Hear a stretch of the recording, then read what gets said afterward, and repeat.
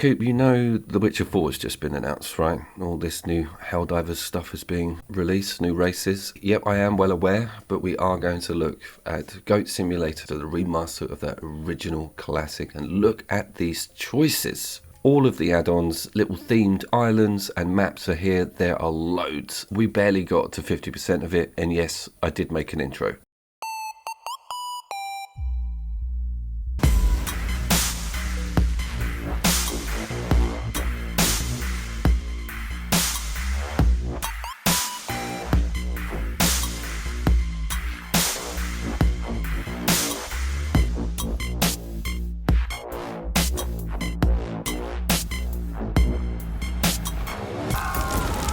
I feel I should pitch why a game like Goat Simulator 1 and 3 have made it on such a prestigious channel as mine. Well, it's local co-op, Coop. I don't think you get a big choice nowadays, but more to the point, the casual viewer may think, what on earth is going on and why is this an attractive gameplay model? If you have played Tony Hawk's Pro Skater, be it 1 or 2 or Underground, even the old school ones back on the legacy Sony systems, you'll know that the split screen score attack, sort of competitive, create chaos, / do some tricks and combos can work really well if there's someone alongside of you. It works particularly well if the world that you're mucking around in is full of secrets and detail. The Tony Hawk's worlds are great, but they're very skater focused. With this, you've got a full-blown, fleshed-out, awesome environment to destroy.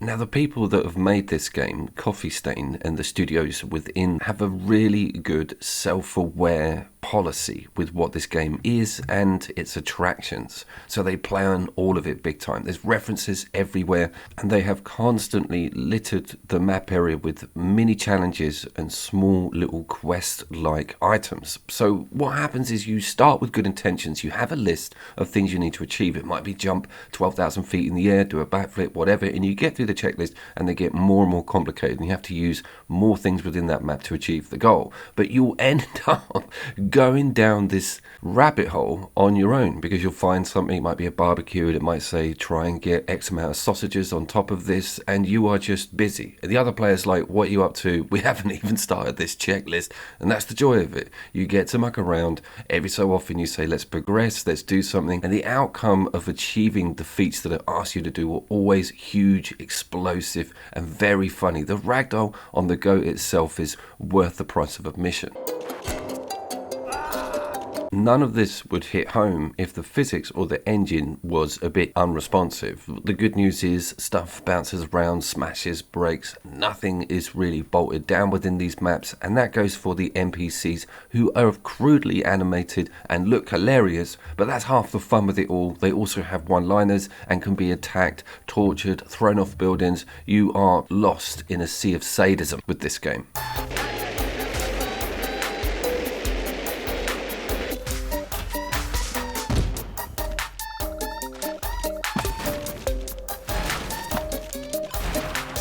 Lost in a sea of sadism. I think that's where the normal viewer would sign out there, go and look at the new Helldivers race that's been introduced. I will get to it. Guys, help me out. There's so much going on with the industry at the moment. Took me a goddamn year to get to Alan Wake 2, for God's sakes. What local co-op games, AAA ones, were announced at the Game Awards this year? Lol. Any more jokes, please? Well, Borderlands 4...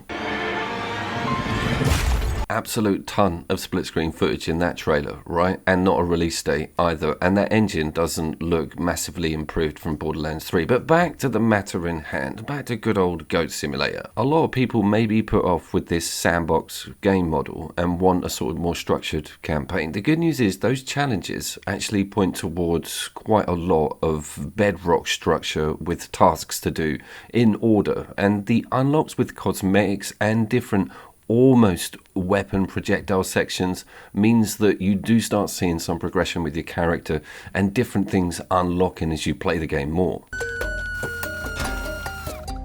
That sort of brings me on to the game's important duality, and I was explaining this one to Lewis, and I think we were both in agreement on this. This game appeals to adults and kids on both levels, because the kids are going to get instant sort of visual gratification from the hilarities that are going on screen, and getting involved in all of the tasks, and there's no real gore, there's no real terrible violence in it. Some of it is quite funny and explosive, but you're not going to see, brains getting splattered. The adults can still enjoy this meta because of the progression, because of some of the cosmetic unlocks and the sheer size of the map, and some of the in-jokes and dialogue that come from the NPCs means that you're also having a good time on an entirely different level. But the kid in you can also enjoy the chaos.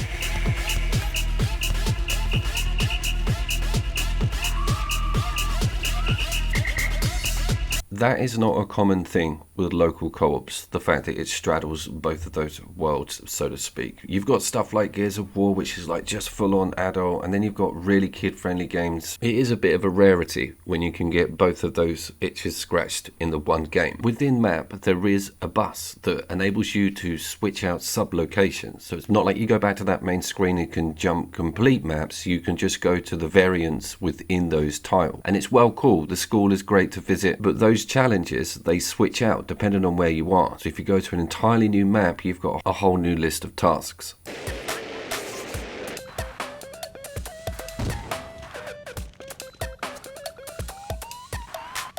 We went over to the Vice City map because I wanted to see that Ferris wheel and that roller coaster, because I distinctly remember those from the original game, which incidentally got put on the channel way back in like 2017. It was one of the favourites with me and my daughter to play because it's just instant fun, you get laughs, it saves all the progression quite well, so each map will have where you're up to with those challenges. I feel now it's time to talk about the John Woo bullet time option, which is available on left directional button. All you do is you tap it once and the whole game goes on half speed. It's absolutely amazing seeing how fluid some of these explosive details are, and the ragdoll on your poor little goat as he's been flung through the air unwillingly.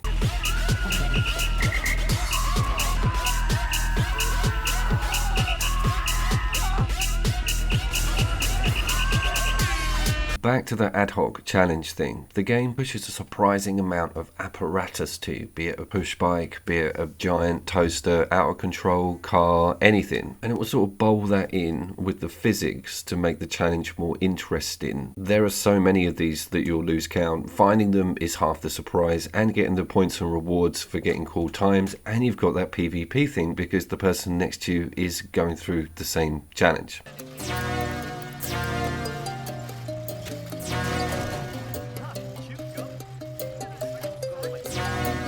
As you can see, they're not easy, and they change something around. There might be some sort of balance technique involved. Also, the tongue, the goat's tongue, is not looked into enough, I feel. It's kind of like a rudimentary Bionic Commando edition. You can grab hold of people, things, objects, sling them around. More importantly, get hold of that roller coaster. Going round the roller coaster by your tongue is the mecca for this map, but we didn't get to it. I think Lewis managed the old classic neck trap.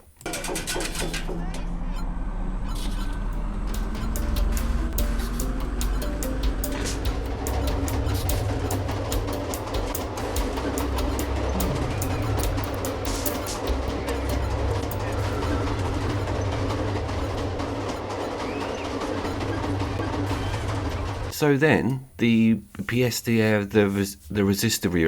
the resistance of the Perrier, la pièce la résistance, that good bit, what is at the end. The Star Wars map was a bit of a hidden gem. We weren't expecting it to be this massive, different, and full of tasks. So you've actually got a mini-map. You can see what's to do and where's to do it. And there's characters and NPCs and full-blown mini-quests and main quests in it. You've also got unlock all this stuff so you can start teleporting around using a ship. There's actual in-ship combat here.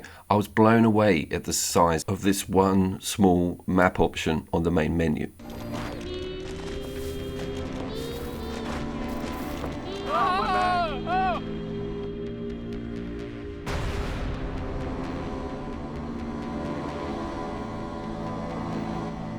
It also hints at better vehicles than Segways, and then gives you a full-blown speed bike, anti-gravity Z47. This is the part of the video where I insert a joke that the goat is better looking than Kay from Outlaws. I couldn't think of anything tasteful, so I just say that.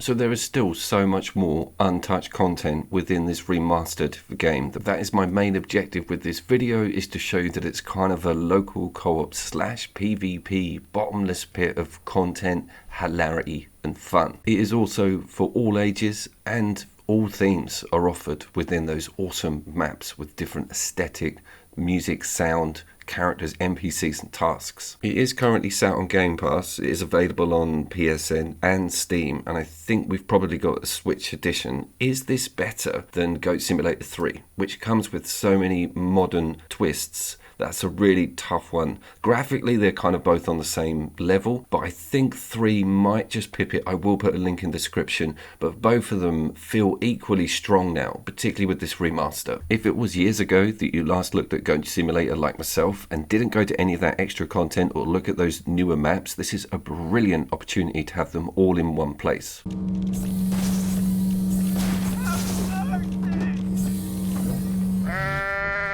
And just briefly, here's to that reference thing. There's a goddamn DuckTales reference in it. Cartoon that came out, I don't know, what was that, 25, 30 years ago? So Scrooge McDuck gets a nod. That's pretty amazing.